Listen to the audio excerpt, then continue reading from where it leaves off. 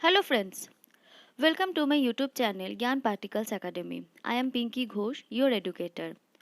Today I am going to discuss social mobility, which comes under Unit 3 Basic Concepts and Sub-Unit of Social Change and Processes of UGC NET Sociology syllabus. In this slide, I'll cover two content which are definitions and different thinkers' perspective on social mobility, and this topic is useful for any sociological exams. So let's start the video.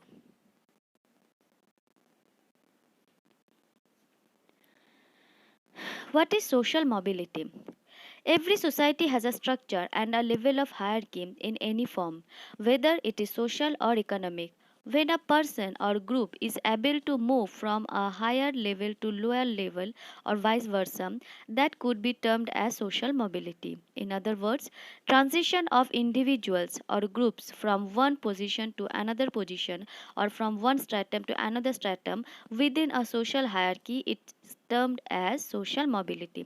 तो क्या है, सबसे आसान भाषा में अगर जानना चाहते हैं तो सोशल मोबिलिटी है कि जब कोई ग्रुप ऑफ पीपल और इंडिविजुअल अपने एग्जिस्टिंग हायरकी और स्टेटस से अपना पोजीशन को शिफ्ट करता है टू अपवर्ड्स और downward, then it will termed as social mobility.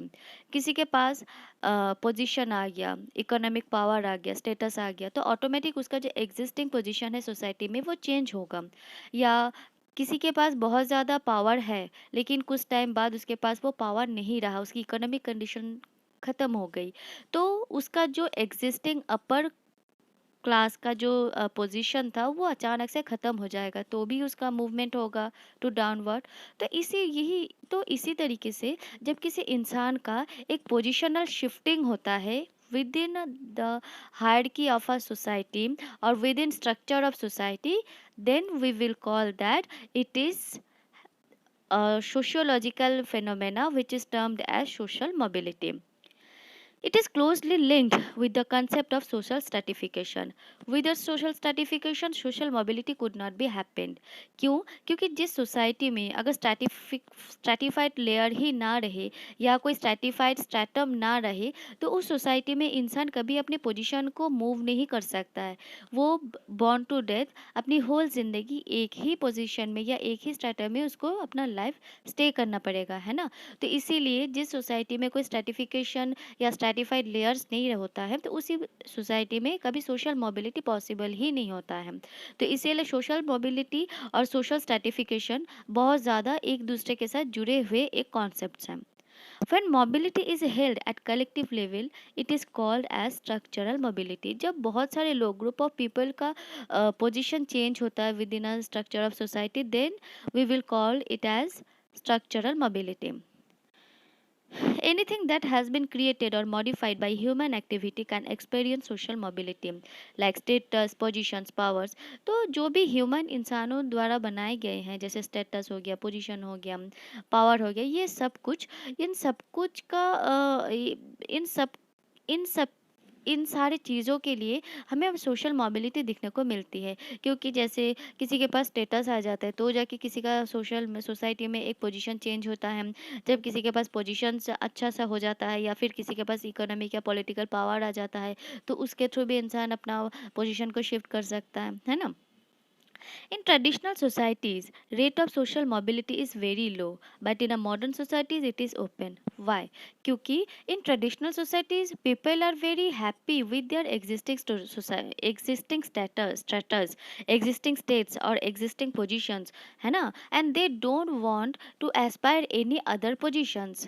तो इसीलिए जो प्रिमिटिव सोसाइटीज़ होते हैं या ट्रेडिशनल सोसाइटीज़ होते हैं, लोग बहुत ज़्यादा एम्बिशियस नहीं होते हैं, बहुत ज़्यादा एस्पायर नहीं होते to achieve another positions, and they are happy with their existing status और hierarchies. तो इसीलिए प्रिमिटिव सोसाइटीज़ में या ट्रेडिशनल सोसाइटीज़ में बहुत ज़्यादा लोगों में सोशल मोबिलिटी नहीं दिखने को मिलती है, लेकिन मॉडर्न सोसाइटीज़ में जब लोग पावर का मतलब समझने लगते हैं, जब पोजीशन का वैल्यू समझने लगते हैं, जब एडुकेटेड होने लगते हैं, तो यहाँ पे लोग बहुत ज़्यादा एम्बिशियस होने लगते हैं और they want to acquire such positions जिन पोजीशन को सोसाइटी ने बहुत ज़्यादा वैल्यू दिया हुआ है। तो इसीलिए मॉडर्न सोसाइटीज़ में हमें सोशल मोबिलिटी का जो रेट है वो बहुत ज़्यादा दिखने को मिलती है।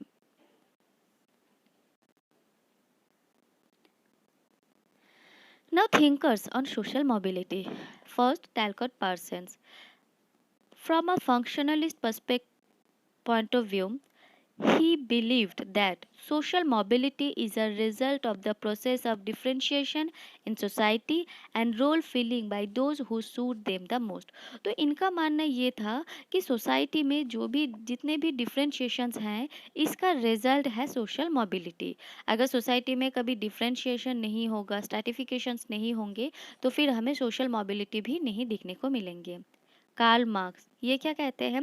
The high rate of social mobility that means embourgeoisement, मतलब हर कोई चाहता है अपने आप को ऊपर देखना, अपनी सोसाइटी में अपना पोजीशन, अपना वैल्यू, अपना स्टेटस सब कुछ बढ़ा हुआ देखना। मतलब जो प्रोलिटरियत है वो बुर्जुआस की पोजीशन चाहते हैं, तो एम्बुर्जुआजमेंट की तरह दिखते हैं। और इसी को उन्होंने बोला है कि high rate of social mobility, और ये अपवर्ड मोबिलिटी की बात कर रहे हैं। And which will weekend class solidarity, क्योंकि अगर हर इंसान दूसरे स्ट्रेटा में जाना पसंद करेगा या फिर जाने के लिए सोचेगा या दूसरे क्लास में जाने के लिए सोचेगा, तो उसकी खुद की जो क्लास सॉलिडारिटी है वो तो हैम्पर होगा ना। तो उन आपस में तो उनमें कोई यूनिटी नहीं रहेगी। He forces downward mobility in capitalism when petite bourgeois will sink down into the proletariat class. तो ये क्या बोल रहे हैं? मार्क्स बोल रहे हैं कि कैपिटलिज्म में हमें डाउनवर्ड मोबिलिटी भी देखने को मिलती है जब पेटाइट बुर्जुआज मतलब जो वाइट कॉलर वर्कर्स है वो प्रोलिटेरियत क्लास और लेबर क्लास में कन्वर्ट होते हैं because lack of economic power और लैक ऑफ मनी। तो तब हमें डाउनवर्ड मोबिलिटी देखने को मिलती है। ना Frank Parkin and Dahrendorf both are come from Marxist school. तो ये क्या बोलते हैं? Social mobility also acts as a safety valve in the society as the build of frustrations are vented through the route of social mobility. तो इनका मानना ये है कि हर सोसाइटी में, हर सोसाइटी के क्लासेस में बहुत ज़्यादा फ्रस्ट्रेशन है, एनजाइटी है, अंडर डेवलपमेंट है, नेगेटिव थाट्स है, नेगेटिव चीज़ें हैपनिंग हो रही है। तो कोई भी इंसान, कोई भी ग्रुप ऑफ पीपल उस प्रॉब्लम से निकलने के लिए वो सोशल मोबिलिटी का रास्ता अपनाता है और अपने क्लास से, अपने एग्जिस्टिंग पोजीशन से भी मूव कर जाता है टू आउटवर्ड्स। तो इसीलिए ये बोलते हैं कि ये एक सेफ्टी वर्ल्व का काम करता है जब इस प्रोसेस के थ्रू इंसान अपना फ्रस्ट्रेशन, अपना एंजाइटीज को रिलीज कर सकता है। Now Ken Roberts, in his book Class in Contemporary Britain 2011, he highlighted two important reasons for studying social mobility in modern societies. तो ये सोशल मोबिलिटी को स्टडी करने के लिए तो टू इम्पॉर्टेंट टॉपिक को दिखाते हैं। पहला, it is an indicator of a meritocratic society and the degree to which a society lives up to the ideals of fairness. तो इनका मानना ये है कि जो सोशल मोबिलिटी है ये एक इंडिकेटर है मेरिटोक्रेटिक सोसाइटी में कि कितना आइडियल्स, कितना ज़्यादा इक्वालिटी है, कितना ज़्यादा फेयरनेस है ना। It is an indicator of the stability of class architecture, और ये सोशल मोबिलिटी किसी भी सोसाइटी का क्लास स्टेबिलिटी को भी दर्शाता है। जैसे अगर बहुत ज़्यादा इंस्टेबिलिटी होगा, इसका मतलब है बहुत ज़्यादा मोबिलिटी हो रहा है, और बहुत ज़्यादा अगर स्टेबिलिटी है मतलब सोशल मोबिलिटी बहुत ज़्यादा कम हो गया है। एंड्री बेटे, इंडियन सोशियोलॉजिस्ट, ये क्या बोलते हैं? In his work caste class and power 1971 showed that social mobility is difficult in closed and stratified caste system। क्यों? क्योंकि जो कास्ट सिस्टम है ये एक कास्ट जो है नॉर्मली ये एक एस्क्राइब स्टेटस है ना। ये इंसान जिस कास्ट में पैदा होता है डेथ तक उसका कास्ट वही रहता है, उसका कभी कास्ट चेंज नहीं होता है। तो इसीलिए वो कुछ भी कर ले, उसका जो कास्ट है, कास्ट में उसका कोई चेंजेस नहीं आता है। तो इसीलिए जो मोबिलिटी है ये हमें कास्ट सिस्टम में दिखने को नहीं मिलता है। M.N. Srinivas gave Sanskritization concept and which is move up socially. It is only cultural aspect and not the structural aspect। तो M.N. Srinivas संस्कृताइजेशन का कॉन्सेप्ट देते हैं। और संस्कृताइजेशन क्या है? यहाँ पे जो लोअर क्लास लोग होते हैं, ये अपर क्लास के जो कुछ हैबिट्स होते हैं, उनके जो वे ऑफ लिविंग है, उनको अपनाते हैं। उनको अपना के उनके तरह बनने की कोशिश करते हैं। तो यहाँ पे इनका जो मूवमेंट होता है, ये अपवर्ड मूवमेंट होता है, और इनका जो भी एडॉप्टेशन होता है, तो ये सब कुछ कल्चरली होता है। ये इनका स्ट्रक्चरली कोई एडॉप्टेशन नहीं होता है। तो इसीलिए इन्होंने बोला है कि संस्कृतानाइजेशन ये भी एक एग्जाम्पल है अपवर्ड मोबिलिटी का, और ये सिर्फ एक कल्चरल एस्पेक्ट के थ्रू ही हम डिस्कस कर सकते हैं।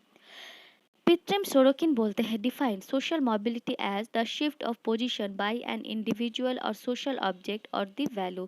तो ये क्या बोलते हैं कि जैसे सोसाइटी में कोई पोजीशन हो, कोई इंडिविजुअल हो, सोशल ऑब्जेक्ट हो, सोशल वैल्यू हो, इन चारों चीज़ों में किसी भी चीज़ का अगर मूवमेंट होता है, तो हम उसको बोलते हैं, या फिर उनका जो एग्जिस्टिंग पोजीशन का शिफ्टिंग होता है, तो उसको हम बोलते हैं कि सोशल मोबिलिटी हुआ है। He also said about social sinking and social climbing. तो इन्होंने social sinking and social climbing के बारे में भी बताया था, और ये बहुत ही ज़्यादा एक इम्पॉर्टेंट टॉपिक हो जाता है यूजीसी नेट में, कि यहाँ से डायरेक्ट सवाल बनते हैं। ये बोलते हैं कि सोशल सिंकिंग और सोशल क्लाइंबिंग किसका कॉन्सेप्ट है, या फिर किसने दिया है। He also said that change in social environment is one of the major factor of social mobility. तो इनका कहना ये है कि सोशल इन्वायरनमेंट में जो चेंजेस होते हैं, उस वो भी एक बहुत ही बड़ा रीज़न है बिहाइंड सोशल मोबिलिटी। जैसे अगर इंसान में सोशल जो इन्वायरनमेंट है, वो टाइम टू टाइम चेंज होने लगा, इंसान की वे ऑफ लिविंग चेंज होने लगा, स्टैंडर्ड ऑफ लिविंग चेंज होने लगा। पहले लोग बहुत ही ज़्यादा रिजर्व्ड होकर रहते थे, अभी ओपन होने लगे। तो पहले बहुत ज़्यादा इंसान कम्युनिटी में रहते थे, ग्रुप मतलब गाँव में रहते थे, या फिर मानो जहाँ पे भी रहते थे, बहुत ही ज़्यादा लिमिटेड लाइफ होती। लेकिन उसके बाद जैसे जैसे टाइम के साथ इंसान की सोच बदली, इवोल्यूशन हुआ, तो वैसे वैसे ही इंसान का जो बिहेवियर है, इंसान का जो देखने का तरीका है, सोचने का तरीका है, सोशल इन्वायरमेंट जो है, तो ये पूरी तरीके से बदलने लगा, और वहीं से हमें सोशल मोबिलिटी भी बहुत ज़्यादा देखने को मिल गई। David and Moore, in their book Some Principles of Stratification 1945, from functional perspective stated that social mobility is the reward system of society that facilitates individual mobility in society। मतलब इनका मानना ये है कि ये एक रिवॉर्ड सिस्टम है। जैसे कोई अगर पुअर चिल्ड्रन है, कोई कहीं पे एक पुअर पर्सन है, उसको अगर ये बोला जाए कि तुम बहुत ज़्यादा मेहनत करो, तो तुम्हारे पास बहुत कुछ हो सकता है, तुम्हें बहुत ज़्यादा बेकार तरीके से रहना नहीं पड़ेगा। तो वहाँ पे क्या होगा कि उसके पास सोसाइटी एक अपॉर्चुनिटी ओपन करके दे रही है कि तुम अपनी जो प्रेजेंट सिचुएशन है, प्रेजेंट कंडीशन है, उसको चेंज कर सकते हो, है ना? तो ये एक रिवॉर्ड सिस्टम की तरह ही है, एक रिवॉर्ड है जो सोसाइटी उस बच्चे को दे रहा है, या फिर उस पुअर पर्सन को दे रहा है, जो मेहनत करके आगे बढ़ना चाहता है, और अपना जो एग्जिस्टिंग पोजीशन है, उसको चेंज करना चाहता है। ठीक है। उसके बाद आता है David glass. In his social mobility in Britain 1954 said that social mobility was low in Britain because of rampant elite self recruitment। तो यहाँ पे क्या बोलते हैं डेविड ग्लास, इनका मानना ये है कि इन्होंने एक्चुअली ब्रिटेन में वर्क किया था सोशल मोबिलिटी पे। तो इन्होंने ये देखा कि ब्रिटेन में सोशल मोबिलिटी का जो रेट है, वो बहुत कम है। क्यों? क्योंकि यहाँ पे कोई भी एलिट अपने आउटसाइडर्स को एक्सेप्ट नहीं कर पाते हैं अपने एलिट ग्रुप में इंक्लूड करने के लिए, है ना? तो जैसे कोई भी मिडिल क्लास लोग हो, या फिर कोई लोअर क्लास बच्चा हो, तो ये लोग कितना ही मेहनत क्यों ना कर ले, कितना ही पैसा क्यों ना कमा ले, इकोनॉमिक कंडीशंस क्यों ही बहुत ही ज़्यादा अच्छा क्यों ना कर ले, तो लेकिन जो एलिट है, ये कभी इनको प्रॉपर तरीके से अपनाते नहीं है, और ये उनको ही अपनाते हैं जहाँ पे इनका कोई फ़ायदा हो। तो इसीलिए यहाँ पे जो एलीट का जो रिक्रूटमेंट है, या फिर जो लोअर क्लास से एलीट क्लास में जो एक मोबिलिटी होने की चांसेस ही ये बहुत ज़्यादा कम हो जाते हैं। क्यों? क्योंकि वहाँ के एग्जिस्टिंग एलीट्स किसी आउटसाइडर्स को अलाउ ही नहीं करते हैं टू बिकम न्यू एलीट्स, है ना? पायरे बुर्दो क्या बोलते हैं? In his book an invitation to reflexive sociology 1992 talks about four types of capitals: economic capital, social capital, symbolic capital and cultural capital, and these capitals help a person to mobilize their position. तो Pierre Bourdieu क्या बोल रहे हैं? बोल रहे हैं कि ये चारों कैपिटल्स किसी भी इंसान को अपना पोजीशन, अपना कंडीशन को बेटर करने के लिए बहुत ज़्यादा हेल्प करता है। और जब इंसान अपने कंडीशन, अपने एग्जिस्टिंग पोजीशन को बहुत ज़्यादा बेटर कर सकता है, तो तभी उसके लाइफ में मोबिलिटी पॉसिबल हो सकता है, तभी सोसाइटी में हमें सोशल मोबिलिटी देखने को मिलती है। According to him, cultural capital hinder social mobility. क्यों? क्योंकि अगर इंसान के पास कल्चरल कैपिटल नहीं होगा, मतलब प्रॉपर एजुकेशन नहीं होगा, प्रॉपर संस्कार नहीं होगा, प्रॉपर माइंडसेट नहीं होगा, तो फिर वो अपने एग्जिस्टिंग कंडीशन से बेटर कुछ करने के लिए सोचेगा ही नहीं, और अपने एग्जिस्टिंग कंडीशंस में ही रहना पसंद करेगा, और जो उसके लिए एक ब्लॉकेज का काम करेगा टू मूव देयर पोजिशंस और to move their conditions from to outsides, है ना। Goldthorpe did mobility study in Britain and came to the conclusion that social mobility largely happens in immediate ranks in hierarchy। तो इनका कहने का मतलब ये था कि जैसे कोई भी लोअर क्लास पीपल है या फिर लोअर स्टेटस में बिलोंग करने वाले लोग, ये बस इमीडिएटली थोड़ा बहुत मोबिलाइज कर सकते हैं मिडिल क्लास तक, और मिडिल क्लास मोबिलाइज होके बन सकते हैं अपर मिडिल क्लास तक, है ना। लेकिन लोअर क्लास का कोई इंडिविजुअल या फिर कोई भी group of people lower class से एकदम एलिट क्लास में या एकदम टॉप अपर क्लास में नहीं शिफ्ट हो सकता है, नहीं मूव कर सकते। ये सिर्फ थोड़ा बहुत एक दो रैंक ही ऊपर नीचे हो सकते हैं। Veblen, American economist and sociologist, ये क्या बोलते हैं? In the theory of the leisure class 1899 showed that individuals always want to be well in eyes of the other man, thus they will aspire for those position which society deems to be। तो इनका मानना ये है कि हर इंसान अपने आप में हर किसी के सामने बेटर होना चाहता है, अच्छा बनना चाहता है ना। तो जब कोई भी इंसान के सामने कोई इंसान अच्छा बनना चाहता है, बेटर बनना चाहता है, तो इंसान का ये बहुत ही बेसिक नेचर हो जाता है कि वो उस पोजीशंस के लिए भी लड़ता है, अचीव करना चाहता है जिस पोजीशन पे सोसाइटी ने बहुत ज़्यादा वैल्यू पुट करके रखा है। तो ये इसीलिए सोशल मोबिलिटी एक बहुत ही इंसान का एक बेसिक नेचुरल सोसाइटी का एक प्रोसेस है। विल्किंसन एंड पिकेट बोलते हैं in their the spirit level concluded that there is a relationship between high social inequality and low social mobility. इनका कहना यह है कि जिस सोसाइटी में इनइक्वालिटी बहुत ज़्यादा है, वहाँ पे सोशल मोबिलिटी का जो रेट है वो बहुत कम होगा। क्यों? क्योंकि लोगों के पास तो वो अपॉर्चुनिटी नहीं है, वो फेयर चांसेस नहीं है कि लोग अपना पोजीशन को चेंज कर सके, वो मोबिलाइज हो सके फ्रॉम लोअर टू अपवर्ड, है ना। तो इसीलिए उन सोसाइटीज़ में जहाँ पे इनइक्वालिटी बहुत ज़्यादा है, वहाँ पे मोबिलिटी बहुत ज़्यादा, सोशल मोबिलिटी बहुत ज़्यादा कम देखने को मिलेंगे। पॉल क्रूगमैन क्या बोलते हैं in his the great Gatsby curve 2011, ये बोलते हैं कि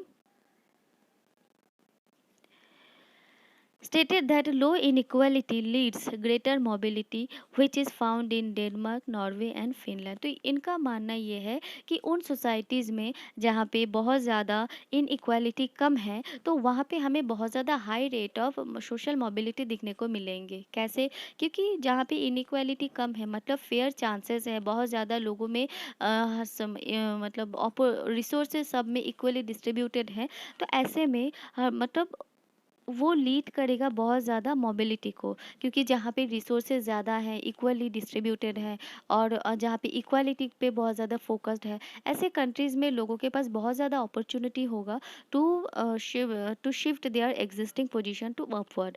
और ये हमें कहाँ को दिखने को मिलता है? ये डेनमार्क, नॉर्वे, फिनलैंड, इन सारे कंट्रीज़ में हमें दिखने को मिलता है। David Grusky, in his In Social Mobility in a High Inequality Regime 2016, argues that social mobility in American society is much more difficult than popular perception and is becoming difficult over the years। तो इनका मानना ये है कि America में बहुत ही ज़्यादा social mobility tough है और डिफ़िकल्ट है, जैसे लोग सोचते हैं कि वहाँ पे तो बहुत ज़्यादा इजी है, पर ऐसा है नहीं, और over the period of time ये और ज़्यादा डिफ़िकल्ट हो चुका है। लिप्सेट एंड जेटरबर्ग थ्योरी, ये बहुत इंपॉर्टेंट है। इन्होंने इंडस्ट्रियल सोसाइटीज़ में वर्क किया था सोशल मोबिलिटी के कॉन्सेप्ट को जानने के लिए।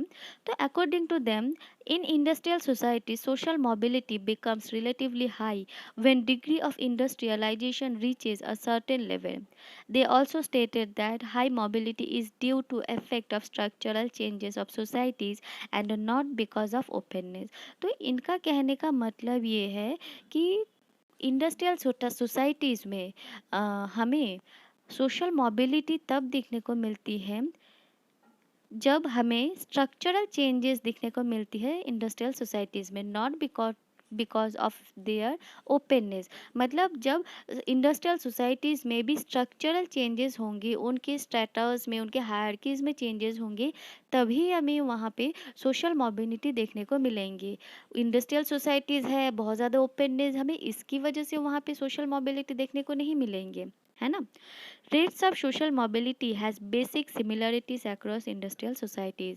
और जितने भी ऑल ओवर वर्ल्ड में इंडस्ट्रियल सोसाइटीज़ है, हर जगह हर कंट्री में ऑलमोस्ट सेम हमें सोशल मोबिलिटी के जो पैटर्न्स हैं, रेट्स है, वो ऑलमोस्ट सिमिलर होते हैं या फिर सेम देखने को मिलता है।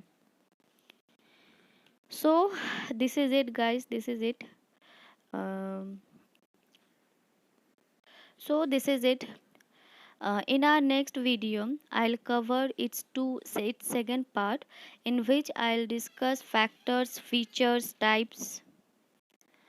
So if you like this video, then please do click the like buttons and do subscribe my channel and share this video with your friends and other students. So now, goodbye.